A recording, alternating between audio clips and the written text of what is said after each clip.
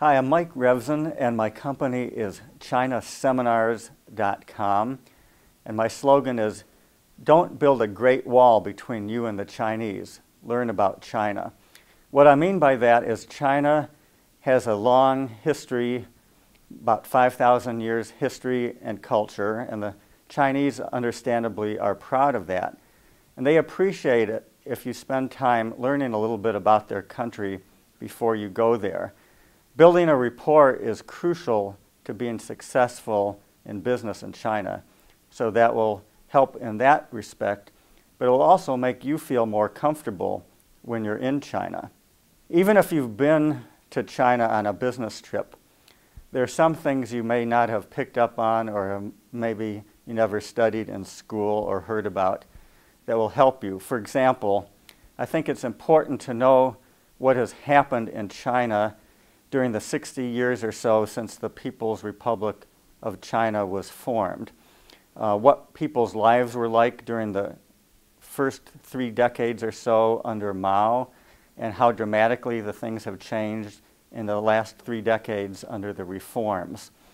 I'm in a unique position to put some perspective on this because my first trip to China was about 30 years ago when it was just opening up. Things were completely different than they are today, both for Chinese and for foreigners visiting China.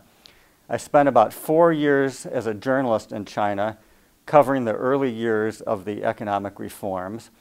And then a couple years ago, I went back and worked again as a journalist for about 2 years and saw a dramatically different country, lots of progress, some new problems that they didn't have before.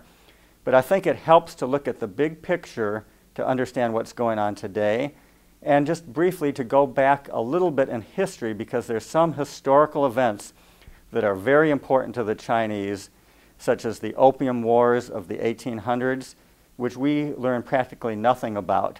But those events like that, like the Opium Wars, have flavored the way Chinese look at the world, because in those days they felt they were humiliated by foreign countries, forced to give up Hong Kong, make other concessions. And so when things happen today that China perceives as foreigners criticizing them, they have this underlying history that makes it even more of a problem than it might otherwise be. I'm very enthusiastic about helping people learn about China so they're more comfortable and more effective during their trips there.